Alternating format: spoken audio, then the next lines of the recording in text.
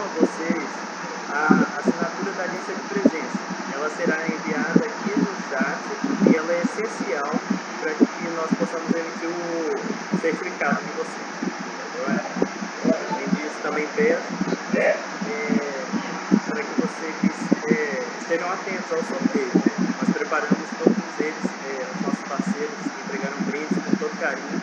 Esperamos que vocês participem. São 4 regrinhas básicas para que você possa concorrer ao nosso sorteio. Seguir a LACOM dos nossos fornecedores, vencer a lista de presença que vai ser enviada aqui no chat, como eu já disse, marcar 2 pessoas lá no Instagram e essa função vai estar disponível até o fim dessa aula.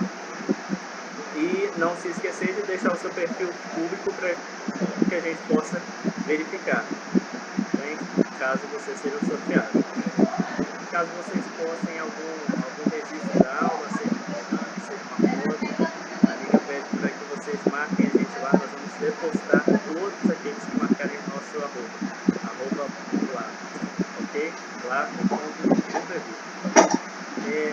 além disso, nós queremos apresentar, acho que todas as informações básicas para essa aula já foram dadas. Nós queremos convidar um dos nossos professores orientadores. Vai começar agora, mamãe! Que ministrará essa aula.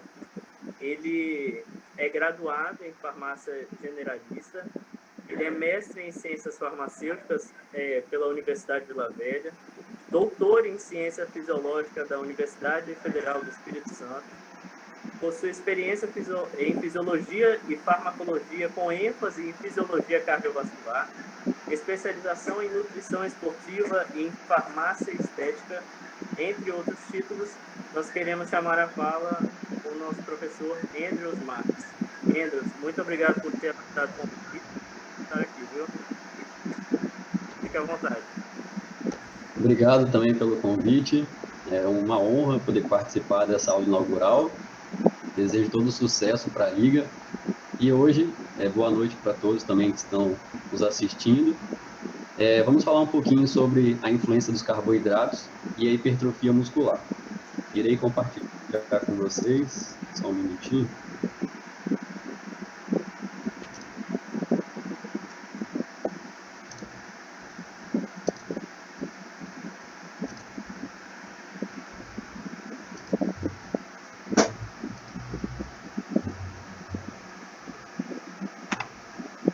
Aparece para vocês aí já? Aparecendo sim. Certinho. Ótimo, então, boa noite mais uma vez. Falaremos rapidamente sobre a influência dos carboidratos na hipertrofia muscular. Um detalhe importante, antes de já começar a falar da influência dos carboidratos nesse processo de hipertrofia, é bom relembrar alguns conceitos relacionados à hipertrofia, sendo que a hipertrofia muscular é caracterizada pelo aumento da massa muscular, e uma das características é justamente o aumento da área de secção transversa do músculo, ou seja, quando a gente analisa a figura, tem um aumento consequente justamente dos miofilamentos, e analisando a estrutura da célula muscular, realmente ela tem nessa área, principalmente na área central, quando faz a secção transversa, tem um aumento.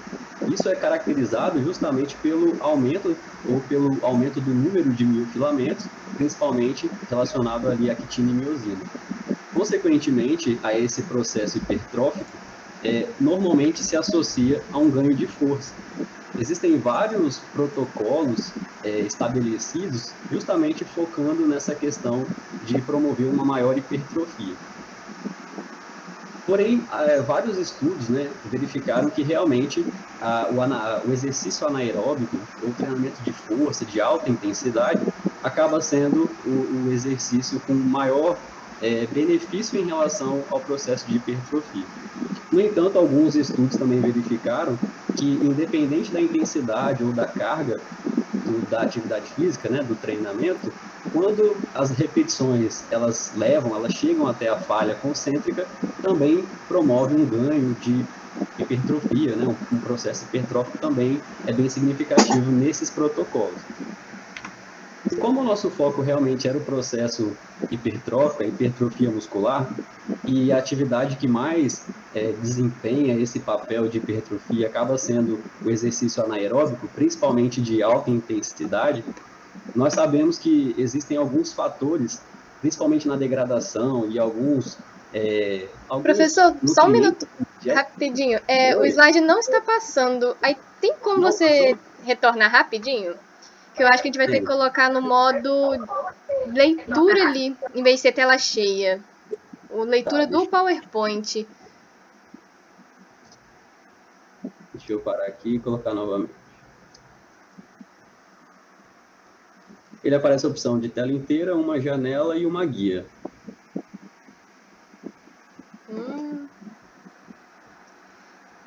Tenta a tela inteira de novo.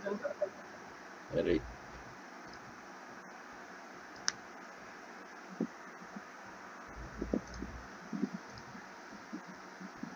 E agora, aparece para vocês? Agora foi. Beleza, certinho, Foi? professor. Obrigada. Então, como eu tinha mostrado, né, mas vocês não viram, nós temos alguns protocolos de treinamento, e esses protocolos de treinamento, visando a hipertrofia muscular, o que prevalece realmente é o exercício de alta intensidade. E, obviamente, o exercício anaeróbico é muito importante nesse processo de hipertrofia. Analisando quais são os constituintes energéticos que são consumidos logo após o exercício anaeróbico, a gente consegue perceber que o ATP ele é consumido muito rápido, em torno de 1 segundo ele já é consumido. Depois, a próxima fonte energética seria a fosfocreatina, que também se transforma em ATP e é consumido muito rápido, em torno aí de 5 segundos. E a partir desse momento, nosso organismo ele tende a consumir agora as reservas de glicogênio. Consome a glicose que está na corrente sanguínea e depois começa a degradar as reservas de glicogênio com o intuito de aumentar justamente a quantidade de glicose no sangue, ou seja, aumentar a glicemia. E nesse processo, por ser anaeróbico e faltar oxigênio, acontece então a transformação de glicose, na verdade piruvato, em lactato, justamente para que mantenha essa síntese de ATPs em uma situação de falta de oxigênio.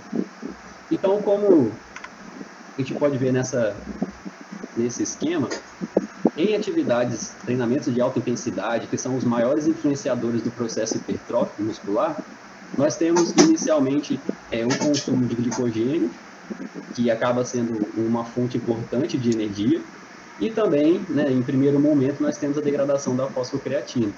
Esses dois nutrientes, tanto a fosfocreatina, nutriente energético, quanto o glicogênio muscular, eles são os principais nesse processo. Diferente do exercício aeróbico, que utiliza a degradação de ácidos graxos, por exemplo, também degrada a glicose.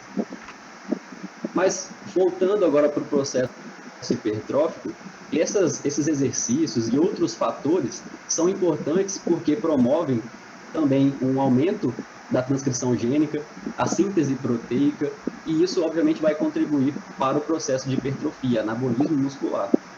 Outro ponto importante também, referente à hipertrofia, é a ativação de células satélites.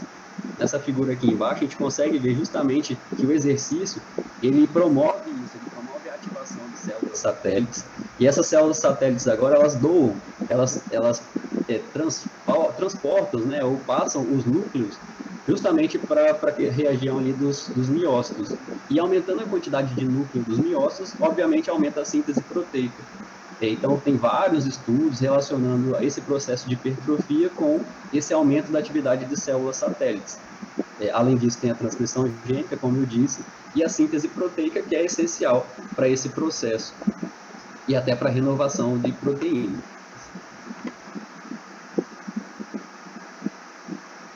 O exercício físico, principalmente exercício de força, ele tem um efeito muito positivo em relação ao processo de hipertrofia, como já foi relatado anteriormente, em vários estudos. E quando isso acontece, quando o paciente, né, a pessoa é submetida a esse treinamento de força, vários fatores são liberados ou produzidos. Dentre eles, tem um destaque muito grande para a questão do estresse metabólico e para a questão hormonal. Então, após um exercício de força de alta intensidade, tem um consumo muito grande dos nutrientes, como a própria glicose, que eu tinha comentado, o próprio consumo de glicogênio. E o fato de degradar esses nutrientes faz com que tenha, então, esse estresse metabólico. E o estresse metabólico, por si só, ele aumenta a liberação de alguns hormônios. Um hormônio que não é voltado para a hipertrofia muscular, mas que é muito importante e que é liberado, é o próprio glucagon. Em situações que reduz a quantidade de glicose, a glicemia, o glucagon, a adrenalina, o próprio cortisol são liberados com o intuito de tentar aumentar essa glicemia, por aquelas vias bioquímicas, como a gliconeogênese, a degradação de ácidos graxos. Só que pensando em hormônios importantes para a hipertrofia muscular, destaca-se, por exemplo, testosterona, insulina, o hormônio do crescimento, que acaba estimulando, né, o fator de crescimento semelhante à insulina. E esses aqui, sim, esses hormônios já teriam um papel mais específico em promover hipertrofia muscular. E o estímulo, né, promovido pelo exercício de força contribui para a liberação desses hormônios. A insulina também é extremamente importante, que para o nosso foco, que seria carboidratos, a insulina ela desempenha um papel extremamente importante porque ela é influenciada pela concentração de glicose. Nós veremos que é ideal que tenha essa reposição com carboidratos, até mesmo depois do exercício, justamente para estimular ainda mais essa liberação de insulina. E o próprio exercício também já contribui para a liberação de insulina. Para tentar simplificar um pouco, né, o entendimento de vocês em relação ao processo de hipertrofia, temos essa figura, e essa figura ela é interessante porque ela traz vários fatores, como a questão dos hormônios que eu citei, como a insulina, testosterona, fator de crescimento, o IGF também. Mostra aqui a questão do papel do exercício no processo de hipertrofia, e também mostra alguns fatores que bloqueiam isso, que seriam fatores que prejudicariam o processo de hipertrofia muscular. Dentre os fatores que prejudicariam, nós temos a miostatina. A miostatina, teoricamente, ela vai bloquear o processo de hipertrofia. Nós temos também alguns fatores, como o glicogênio.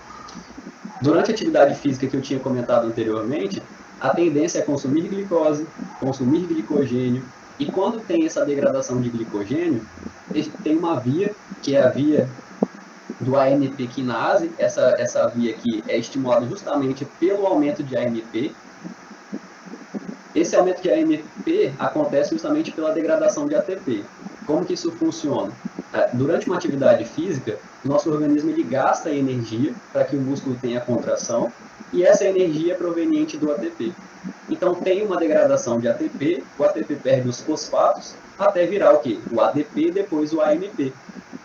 Então, significa que, se eu estou consumindo glicose e glicogênio, consequentemente, significa que o gasto energético está aumentado. E aí, se esse gasto energético está aumentado, a tendência é aumentar o AMP. E esse AMP é um fator extremamente importante, porque ele vai estimular a AMPK. E a AMPK vai ser um fator que bloqueia o processo de hipertrofia.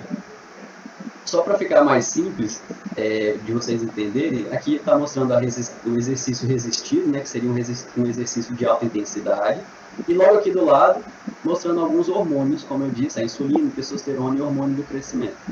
Esses fatores, eles desempenham algumas atividades específicas. Por exemplo, esses hormônios, ao ligar em alguns receptores, eles vão estimular essa cascata, que é a cascata do fósforo, da fosfatidil inositol 3-quinase, que seria o PI3K. E aí, ativando essa via da PI3K e também da PKB, que é a fosfoquinase B, como está aqui até circulado em azul, quando tem ativação dessa via, a tendência, né, é ter um estímulo maior aqui da mTOR, e o mTOR é um dos principais fatores que contribui para esse aumento da síntese proteica, da própria tradução estimulada ali pela transcrição e depois a tradução e a síntese de proteínas. Então, acaba que, tanto por ação hormonal e até mesmo pelo exercício físico, essa via, que é a via da PI3K e a própria AKT, né? Essa via ela é muito importante porque ela estimula o mTOR e esses fatores promovem a síntese proteica. Então, pensando em hipertrofia, essa via é extremamente importante e ela é influenciada por hormônios e pelo exercício resistido. Outro detalhe importante foi o que eu citei anteriormente, que é a miostatina. Então, a miostatina, ela bloqueia essa via, prejudicando, então, o processo de hipertrofia. Sabe-se, né, alguns estudos sugerem que a atividade física, ela promove um bloqueio da miostatina, e se bloqueia a miostatina, tem uma liberação dessa via, contribuindo ainda para o processo de hipertrofia. E essa outra via que eu tinha dito também, que prejudica esse anabolismo, esse processo hipertrófico, então seria a redução do glicogênio. Para essa relação que nós estamos falando de carboidratos e hipertrofia, essa via realmente é muito importante, que é a via onde ocorre redução de glicogênio, aumento do AMP, e esse aumento do AMP vai estimular, então, essa enzima, que é uma enzima dependente de AMP. E ela vai promover o quê? Se a gente analisar aqui, ela promove um bloqueio direto da mTOR. E se ela bloqueia a mTOR, nós temos um prejuízo do processo de hipertrofia. De uma forma resumida, a gente consegue perceber que se nós não tivermos uma reserva de glicogênio e depois do exercício, por exemplo, não tiver aquela suplementação com o próprio carboidrato, ou seja, para tentar repor esses níveis de glicogênio que reduziram, o processo hipertrófico ele fica prejudicado. Então, realmente é importante que tenha essa suplementação. Eu vou mostrar alguns artigos para vocês que trazem o papel desses carboidratos no pós-treino. E aí existe também uma relação do exercício, que o exercício também consegue estimular algumas enzimas, igual a fosfolipase D, e a fosfolipase D também é um estimulador de mTOR. Por isso que é importante ter a suplementação, ou seja, não deixar o glicogênio se manter baixo, e a prática de atividade física acaba desempenhando esse processo de estímulo da hipertrofia.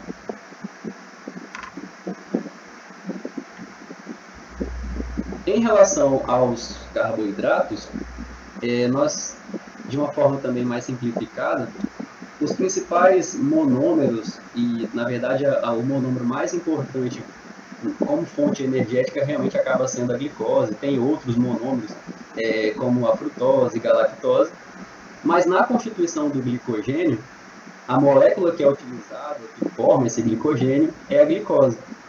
E a glicose, ela faz... o glicogênio é formado por diversas moléculas de glicose, e em situações como no exercício físico, esse glicogênio ele é degradado. Sempre essa degradação, deixa eu colocar o ponteiro aqui, fica mais fácil para vocês verem. Sempre a degradação do glicogênio, ela vai acontecendo das extremidades, e o glicogênio assim, é uma estrutura muito ramificada, e essas ramificações, então, precisou de energia? Beleza, vai lá e retira as moléculas de glicose, e essa molécula de glicose é utilizada como fonte energética. Durante um treinamento, um exercício físico, tem então o consumo da glicose, como nós falamos, e se consome a glicose, terá a degradação do glicogênio, reduzindo os níveis de glicogênio. Nós já vimos no esquema anterior que se reduz o glicogênio, normalmente, né, quando se inicia uma atividade física, um exercício de alta intensidade, em torno de 15 a 30 minutos já se inicia, ou seja, consome toda a glicose e já inicia a degradação do glicogênio. Isso um exercício de alta intensidade. Esse glicogênio, então, agora, ele começou a ter degradação, os níveis de AMP aumentam, como nós tínhamos visto naquele esquema anterior, porque está consumindo o ATP está perdendo fosfato, e aumentando o AMP cíclico, nós temos uma ativação agora da enzima dependente de AMP. Quando essa enzima se torna ativa, ela vai promover o bloqueio do mTOR, que também nós vimos naquele esquema, que é extremamente importante, porque ele é um dos ativadores da síntese proteica. E se esse fator for bloqueado, a síntese proteica, obviamente, também ela se torna reduzida e, consequentemente, a hipertrofia também se torna prejudicada. É por isso que a suplementação com os carboidratos, principalmente os carboidratos de alto índice glicêmico após o treino, é muito importante, porque a gente consegue restabelecer ou restaurar os níveis de glicogênio, evitando já esse processo aqui de bloqueio da síntese proteica.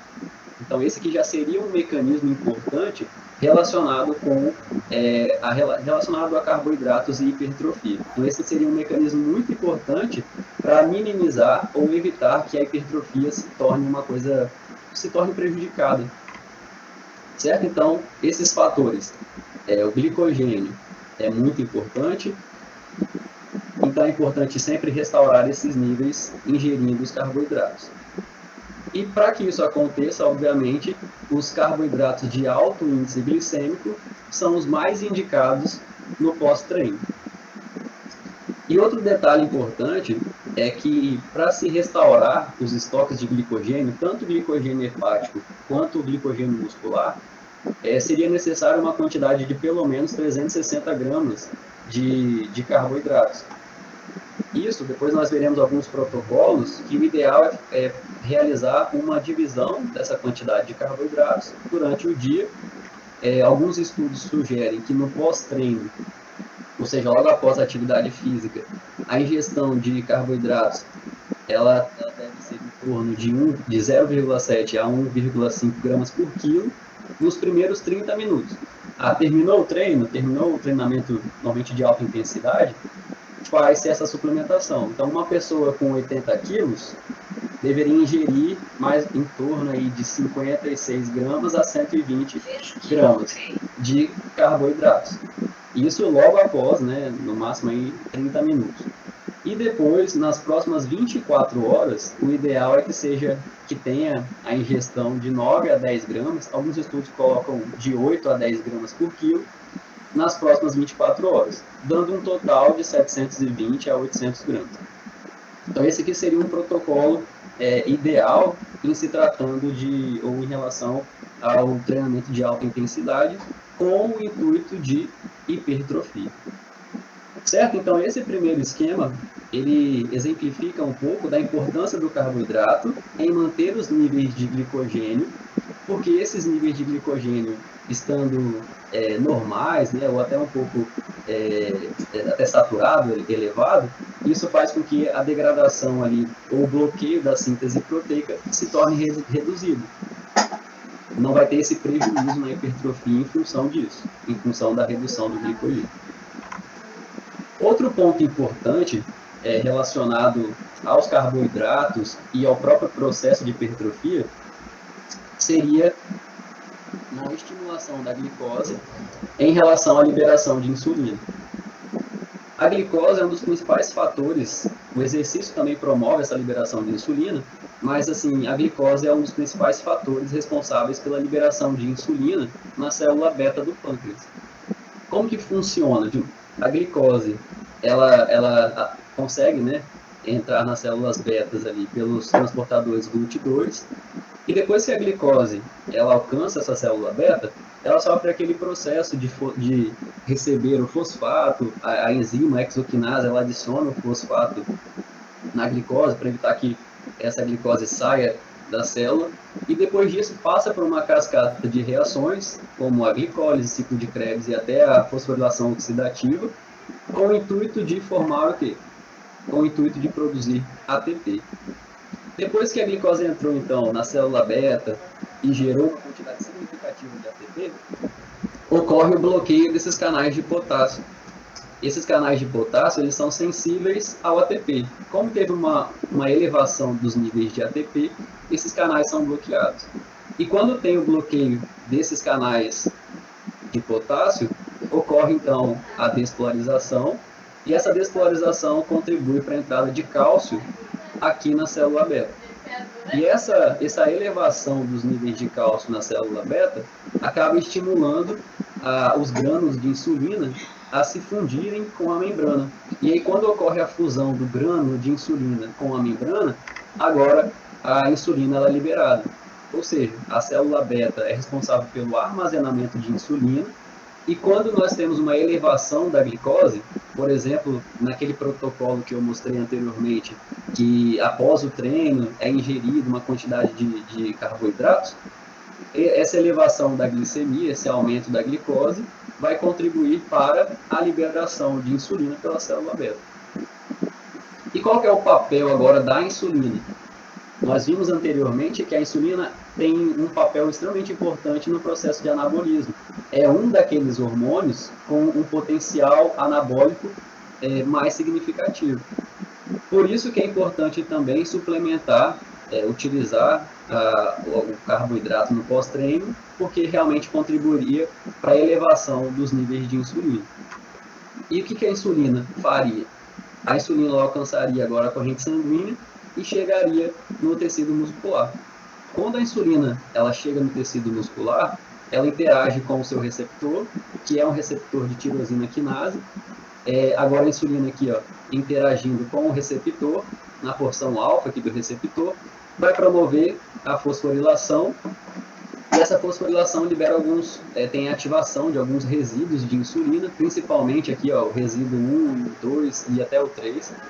E esses fatores, depois que são ativados, sofrem a fosforilação, eles vão estimular aquela via que nós já vimos, que eu mostrei naquele esquema anterior, estimulando a PKC, que é a AKT também, ou ACAT, estimulando o mTOR. Então a via da PI3K e da ACAT é estimulada, consequentemente ativam a mTOR. E a mTOR nós vimos também naquele esquema, que é um dos principais fatores responsáveis pela atividade anabólica, crescimento e reparo celular. Então essa via aqui é extremamente importante, depois da ativação dela pela insulina também, ela é extremamente importante para o processo de anabolismo.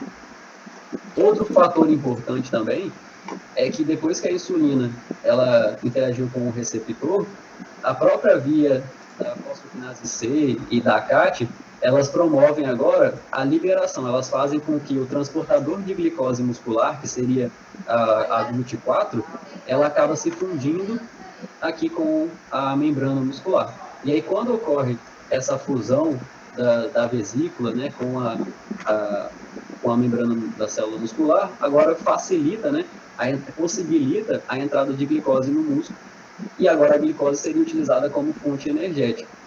Alguns estudos também sugerem que a própria glicose desempenharia uma atividade aumentada aqui na mTOR. Portanto, o aumento da glicemia depois lá do treino, após o treino, estimularia a liberação de insulina na célula beta. A própria insulina teria essa ação anabólica por essa via, e principalmente aqui pela mTOR, e depois ela facilitaria a entrada de glicose no músculo, e a própria glicose também teria um papel importante na ativação da mTOR e, consequentemente, na atividade anabólica. Então, essa seria uma outra influência aí da utilização dos carboidratos no processo anabólico. Para vocês terem uma ideia, né, pacientes que apresentam diabetes, eles têm uma atividade dessa PI3K, que é responsável por ativar a AKT, reduzida. Significa que pacientes diabéticos apresentam um prejuízo também na atividade anabólica, porque eles têm a mTOR pouco ativada e, consequentemente, tem uma redução da atividade anabólica. Significa que pacientes diabéticos têm um prejuízo na síntese proteica muscular e até mesmo em relação à hipertrofia. Alguns artigos, eles trazem algumas informações em relação à quantidade de carboidratos que devem ser ingeridos diariamente. Atletas, a ingestão é em torno aí de 4,5 a 6 gramas por quilo, isso dividido durante o dia. Pessoas que praticam esse treinamento intenso, com alto gasto energético, a ingestão já deve ser um pouco maior, em torno de 9 a 10 gramas por quilo por dia. E em relação ao exercício, nós já vimos, né? Então, após o exercício, para manter os níveis de glicogênio uma concentração adequada no músculo e até mesmo no fígado, e evitar a degradação, na verdade, o prejuízo na síntese proteica e na hipertrofia muscular. Então, seria interessante ingerir 0,7 a 1,5 gramas nos primeiros 30 minutos e depois, nas próximas 24 horas, seria interessante ingerir de 9 a 10 gramas por quilo. As 4 primeiras horas, depois da atividade física, são as 4 primeiras horas mais importantes, porque é quando tem uma estimulação da síntese proteica mais intensa. É por isso que o ideal é já ter uma quantidade de carboidratos logo após o treino, justamente para diminuir aquela degradação de glicogênio, restaurar, na verdade, né, os estoques de glicogênio e aumentar a liberação de insulina. Aqui uma curiosidade em relação aos estoques de carboidratos que nós temos, tanto de glicose quanto de glicogênio. A glicose sanguínea é em torno de 5 gramas, que seria suficiente para gerar em torno aí de 20 quilocalorias, bem baixo, né? Por isso que a gente consome muito rápido essa glicose sanguínea, e a concentração é mais baixa. O fígado tem em torno de 75 a 100 gramas de glicogênio, que geraria aproximadamente 300 a 400 quilocalorias. Por isso que a energia, a reserva de glicogênio do fígado é rapidamente degradada. O músculo já tem uma quantidade um pouco maior de glicogênio, em torno de 300 a 400 gramas. E, lógico, quanto mais tecido muscular, maior é a reserva de glicogênio. Mas que, no geral, chega a 1.600 quilocalorias. Portanto, se a gente pensar numa reserva de glicogênio, durante um dia, mais ou menos, se a pessoa fizer uma restrição de carboidratos, essa reserva de glicogênio já seria praticamente esgotada. Porque nós teríamos aqui no máximo, né, dependendo do perfil muscular da pessoa, em torno aí de 2.000 quilocalorias, que é basicamente o metabolismo basal de muita gente, somando mais atividade física, seria basicamente o consumo total de glicogênio. Por isso que é importante realizar essa reposição. Alguns estudos também sugerem que é uma dúvida muito comum, mas eu devo ingerir o carboidrato antes, durante ou após o treinamento. Quando a gente analisa a questão de desempenho esportivo em alguma atividade, realmente seria importante essa suplementação de uma forma mais constante, obviamente, mas acontecendo antes e durante, se possível, né, o exercício. Agora, quando a gente pensa mais em hipertrofia, realmente o mais importante, de acordo com os estudos, é justamente a suplementação de carboidratos após o treino, justamente para ter essa reposição, ou restaurar o glicogênio, tanto muscular quanto hepático. Então, para a hipertrofia, os estudos sugerem que essa reposição no pós-treino é mais indicada. Alguns artigos, alguns estudos, também verificaram a combinação de carboidratos e proteínas. E os estudos verificaram que aumenta, então, a ressíntese de glicogênio, e se aumenta a ressíntese de glicogênio, consequentemente, aquela via da AMP quinase, ela fica bloqueada, então ela não vai ter tanta interferência na síntese proteica. E, consequentemente, um outro fator importante foi o aumento de insulina. Os estudos verificaram que aumenta a quantidade de insulina, e a insulina, por ter ação anabólica, é muito importante nesse processo. Outros estudos também verificaram um aumento do GH, do hormônio do crescimento, eu acabei nem colocando aqui, tem na outra tabela, mas que também foi bem significativo. Por ter esse estímulo do GH, também contribui para uma hipertrofia muito mais intensa. Outro estudo aqui também, de Chandler e colaboradores, ele avaliou, na verdade, a associação de carboidratos e proteínas, mas ele analisou focadamente a creatina. E viu que quando combinava carboidratos e a creatina, tinha uma melhor absorção de creatina, e isso estimulava ainda mais o processo anabólico, a hipertrofia.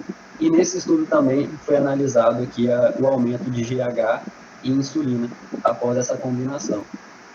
Nesse estudo, a quantidade de carboidratos foi um pouco menor do que normalmente, né, é visto em alguns estudos, mas que o fato de ter essa combinação ela foi benéfica em relação à hipertrofia. Outros estudos também relataram essa atividade, essa capacidade aí dos carboidratos em estimular a hipertrofia. Então, temos o estudo de Cirino e Zucas, que foi um estudo bem antigo, de 1999, mas que eles verificaram que no treinamento de força, naquele treinamento de alta intensidade, as dietas ricas em carboidratos também conseguiram aumentar aquela reserva de glicogênio e contribuindo, então, para o processo hipertrófico. Nesse estudo aqui, eles não tinham avaliado ainda a insulina. Aí depois outros estudos também verificaram que tinha essa reposição do estoque de glicogênio, como o próprio estudo aqui de AOC, em 2003.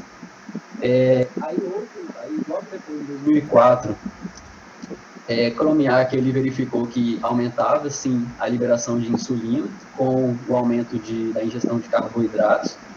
Isso também contribuía para o anabolismo, né? Tinha um efeito anabólico significativo. Ele verificou em 2004, na verdade, foram 2 artigos, mais o B. Ele falava realmente do aumento da sensibilidade à insulina, até mesmo a atividade física já promovia essa sensibilização ali dos receptores de insulina, e também verificou essa capacidade aí da ingestão de carboidratos influenciando no processo.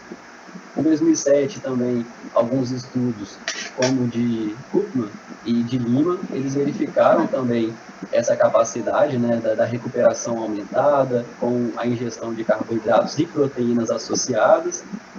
E também, em 2008, Souza Júnior, ele verificou também que tinha um aumento de insulina devido ao exercício de força, e que também o consumo de carboidratos melhorava, aumentava a liberação de insulina e até mesmo a sensibilização. E outro hormônio também que foi potencializado nesse processo foi o GH e a testosterona. E aí a somatória desses fatores foi muito importante para o processo hipertrófico. Então, de uma certa forma, resumidamente, a gente consegue perceber que os carboidratos são extremamente importantes nessa questão de hipertrofia muscular por 2 motivos, 2 fatores principais. O primeiro fator que nós vimos foi a questão do glicogênio. Então, a ingestão de glicose, preferencialmente, dos carboidratos de alto índice de glicêmia, eles contribuem para essa reposição ou restauração dos níveis de glicogênio. E, obviamente, quando tem os níveis de glicogênio restaurado o mais rápido possível, aquele prejuízo no anabolismo pela via do AMP cíclico é diminuído. E outro fator foi a questão, nós acabamos de ver, que é o papel do carboidrato, principalmente a glicose, em estimular a liberação de insulina, e o papel da insulina como um dos principais hormônios anabólicos. E aí nós temos a cascata, que também envolve o mTOR, né? Aquela via da ACAT, que também é um papel extremamente importante na síntese proteica e anabolismo muscular. E é isso, gente. Se tiverem alguma dúvida, só perguntar aí que a gente tenta responder.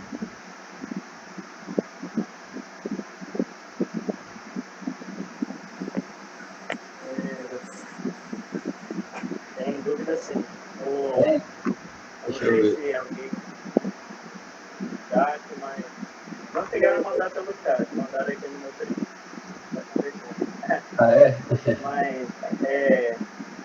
isso é a Tainá, ela ficou conversando. Ela perguntou sobre essa questão, primeiramente, sobre a intensidade do treino. Qual é a relação da intensidade do treino com a duração do treino? Então, a primeira coisa é que, de acordo com... Pode falar. Perdão. É porque a dúvida dela foi como é anaeróbico, se eu faço um de muita intensidade, enfim, qual é a relação intensidade e como ele é anaeróbico ou não. O maior fator aí de importância é o consumo de oxigênio, obviamente. Então, por ser aeróbio e anaeróbico, o fator interferente é o oxigênio. Em situações de exercícios que o gasto energético não é tão intenso, então nós chamamos ele de exercício aeróbico, e nessa via aeróbica, o consumo preferencial acaba sendo de gorduras, lipídios e carboidratos. Mas quando entra num processo de anaerobiose, que falta oxigênio, o nosso organismo ele bloqueia a via lá do ciclo de Krebs e da cadeia respiratória, principalmente porque não tem aquela formação dos NADs. A gente vê que na cadeia respiratória depende do oxigênio para restabelecer a quantidade de NAD. E sem NAD e FAD, essas vias ficam bloqueadas. A única via que se mantém é a via da glicólise, que ela acontece no citosol. É por isso que continua tendo uma síntese de ATP, porque a glicólise continua funcionando.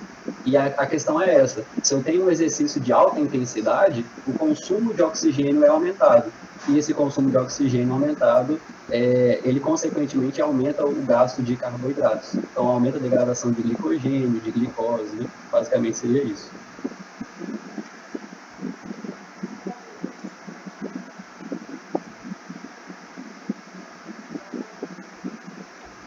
Acaba compensando, né? A intensidade e o tempo de treino. Aí diretamente proporcional. Isso aí. A outra era o seguinte, porque isso foi uma dúvida particular em que ela disse porque tem gente que fica muito cansada após o treino, esse cansaço talvez fora do normal seria a privação de sono. Como que o sono ele interfere nessa exaustão que pode ter? Uma das principais questões relacionadas a esse cansaço, que a gente fala que é a fadiga, né, acaba tendo uma participação muito grande do próprio glicogênio. Então, realmente, esse processo de fadiga pós-treino está diretamente relacionado com os níveis de glicogênio, e a questão do sono seria justamente no processo de recuperação muscular, que tem toda a liberação desses fatores que eu mostrei, dos hormônios, e para restaurar mesmo os níveis de glicogênio e restaurar aquela lesão que foi gerada, o sono é extremamente importante porque ela contribui para a liberação desses fatores, desses hormônios. Seria mais nesse sentido. Mas a fadiga é mais influenciada pelo gasto energético que aconteceu e pela restauração dos níveis de glicogênio. Tanto que algumas dietas, né, alguns planos alimentares em que a pessoa ela mantém o nível de glicogênio sempre na concentração ideal, não são aquelas dietas tão privativas de carboidratos, a pessoa tem um desempenho esportivo melhor e uma recuperação muito melhor. A gente tem que tomar um pouco de cuidado, né, nesses planos alimentares muito restritivos, porque ficou evidente aqui na apresentação que se diminui muito a quantidade de carboidratos, aí nós teremos um prejuízo na hipertrofia. Né? Então tem que tomar um pouquinho de cuidado aí.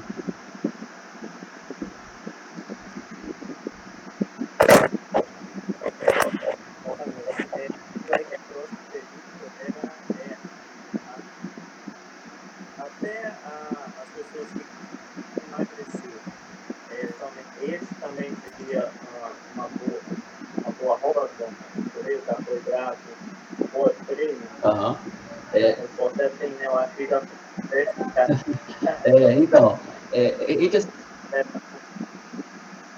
deu uma falhadinha no final, tá? Mas acho que eu entendi o que você falou, né? Realmente, essa dieta que a pessoa pretende emagrecer, né?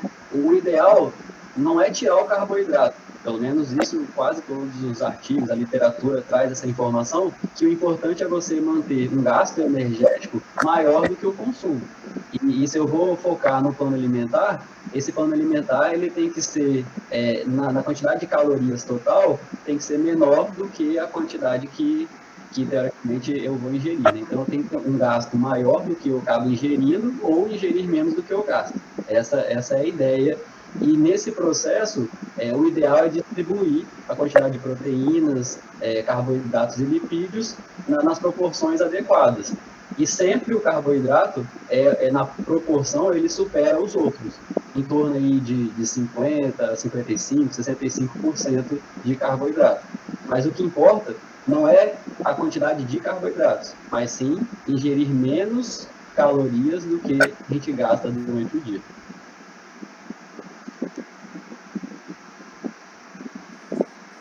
Ótimo, professor. Uma outra pergunta que nós temos aqui, a dona Aline, a presidente da Liga, ela pergunta: levando-se em consideração a refeição pós-treino de carboidratos combinados às proteínas, qual seria a proporção indicada de cada um deles? O carboidrato que nós vimos ali, que aí tem aquela variação de 0,7, né, a 1,5 gramas, isso nos primeiros 30 minutos, e depois uma quantidade bem maior nas próximas 24 horas. Isso de carboidrato. Os estudos em relação à proteína, vários deles verificaram que em torno aí de 30 a 40 gramas de proteína já seria o suficiente para ter essa síntese proteica de forma adequada. Então, pensando nessa questão, né, seria isso. Em torno aí de 0,7 gramas até 1,5 de carboidratos e de 30 a 40 gramas de proteína seria o ideal. Lógico que depende muito de vários fatores, né? Da quantidade de massa muscular, mas no geral esse valor aí é o ideal.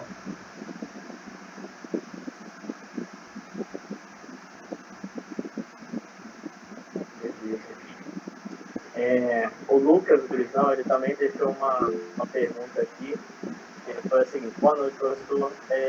Então, sobre o exercício aeróbico, por ele promover a via da ANP, deve ser retirado da rotina totalmente para o propósito de hipertrofia muscular?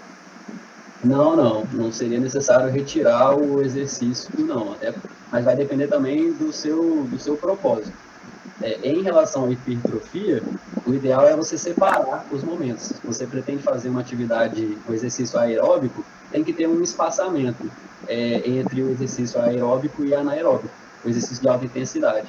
O ideal é manter um distanciamento em relação a tempo, um do outro. Você não precisa tirar, certo? Porque até o bloqueio ali é dependente de glicogênio. Você pode fazer uma atividade, um exercício aeróbico, depois ingerir os carboidratos de forma adequada para restaurar o nível de glicogênio e você não vai ter prejuízo na hipertrofia. Certo? Não precisa não. Beleza. A Rosemary também deixou uma pergunta, que foi assim: gente, eu sempre achei que o pós-treino deveríamos comer proteína. Você não está sozinho, Rosemary. Qual carboidrato de alto índice glicêmico você sugere para a pessoa com 50 kg que faz crossfit todos os dias aos 56 anos? O ideal, assim, uma sugestão? O ideal é depois do treino, como eu disse, ser carboidrato de alto índice glicêmico. E aí nós temos alguns suplementos que podem ser utilizados, né, que tem maltodextrina, mas no geral são os carboidratos, os alimentos que contêm alto índice glicêmico de uma forma geral. Frutose, ela tem um poder, um baixo índice glicêmico, então às vezes a gente pensa, vou ingerir fruta, mas devido à presença da frutose na fruta, às vezes não reporia, né, esse carboidrato de forma tão veloz, certo? Mas sacarose, de certa forma, teria essa velocidade aumentada em restaurar os níveis glicêmicos, né? É um alto poder. Mas a questão da proteína, isso é uma coisa muito comum, né? Muita gente acha que é só ingerir proteínas que é o ideal. Os estudos até sugerem que se ingerir proteína, a gente até tem um benefício, tem uma hipertrofia. Só que a associação de proteínas e carboidratos acaba sendo um pouco mais efetiva, justamente por aquela via que nós vimos, que é a via do glicogênio diminuído ali. Mas, em teoria, só a ingestão de proteínas e o exercício também aumentaria os hormônios, testosterona, insulina. Mas, de forma mais ideal, seria a associação mesmo.